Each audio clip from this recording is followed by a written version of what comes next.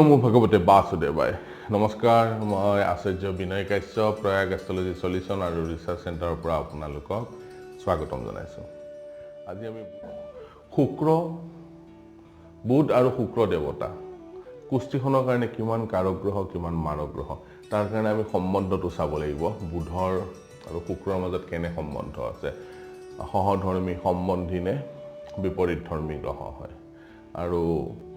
মনত ৰাখিব যে যদি কাৰক গ্ৰহ বলি হয় তেনেহলে ভাল ৰিজাল্ট পাব আৰু মাৰক গ্ৰহ বলি হলে তাৰ পৰা দুষ্প্ৰভাৱ পাব সেইকাৰণে মাৰক গ্ৰহ নিৰ্বলি হোৱা দৰকাৰ কাৰক গ্ৰহ বলি হোৱা দৰকাৰ যদি কাৰক গ্ৰহ বলহীন অৱস্থাত আছে তেনেহলে বিভিন্ন মাধ্যমেৰে তেওঁক আমি বল দি কুষ্টিখনৰ কাৰণে প্ৰফিটেবল বনাব লাগিব আৰু মাৰক গ্ৰহ যদি বলি অৱস্থাত আছে তেনেহলে আমি দান দক্ষিণা আদিৰ দ্বাৰা তেওঁক নিউট্ৰেলাইজ কৰিব লাগিব সেইকাৰণে আমি গ্ৰহৰ বলটো জানিব লাগিব বাৰে বাৰে কওঁ আজিও কম যে গ্ৰহৰ বল চোৱাটো অত্যন্ত দৰকাৰ শত বলত চাব সৰবৰ্গত চাব সুৰক বৰ্গত চাব নৱাংশত চাব ডেকানত কি পজিশ্যনত হৈ আছে বা শয়নদী অৱস্থা চাব পৰাকৰি বাল্য অৱস্থা বৃদ্ধ অৱস্থাৰ ওপৰত চাব যদি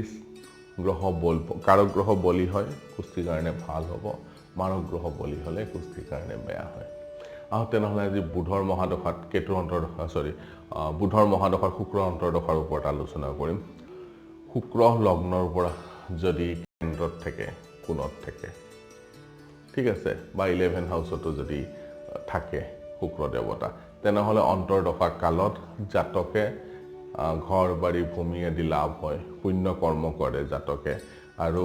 জাতকে শাস্ত্ৰৰ কথা শুনে বা শাস্ত্ৰৰ কথা তেওঁ কয় শাস্ত্ৰ পাঠ কৰি ভাল পায় শাস্ত্ৰৰ কথা শুনি ভাল পায় আৰু শুক্ৰ দেৱতাই যথেষ্টখিনি এই বুধৰ মহাদশা শুক্ৰ অন্তৰ্দশাত জাতকক শুভ ফল দিয়ে আৰু এটা কথা মনত ৰাখিব যে আমি লগ্ন কুষ্টি 6, 8, 12 আমি দুস্থান বুলি কওঁ কিন্তু শুক্ৰৰ ক্ষেত্ৰত ইয়াক ব্যতিক্ৰম হয় কাৰণ কিয় শুক্ৰ যিহেতু ভোগ বিলাসৰ কাৰক গ্ৰহ হয় সেইটো কাৰণে শুক্ৰ দেৱতা 12 নম্বৰত ভাল ৰিজাল্ট দিয়ে কিন্তু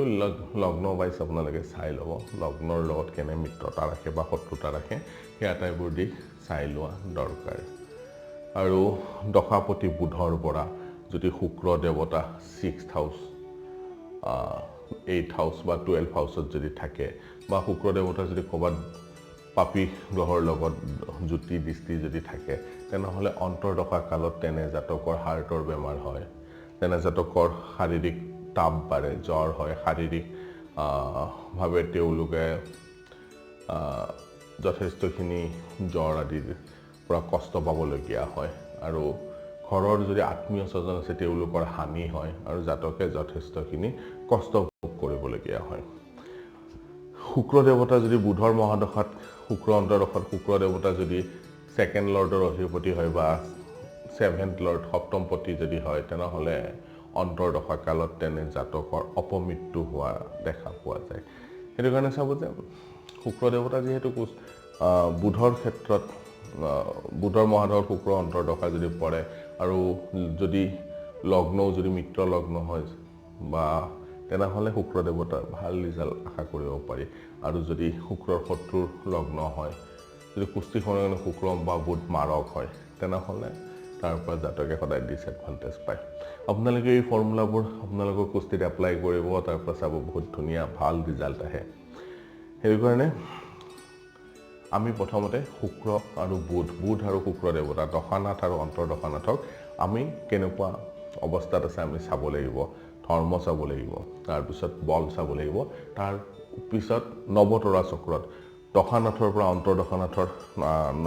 নক্ষত্ৰটো গণিব তাত যদি 3, 5 আৰু 7 নম্বৰ নক্ষত্ৰ পৰে কাৰক হলেও জাতকে ৰিজাল্ট নাপায় আৰু যদি 3, 5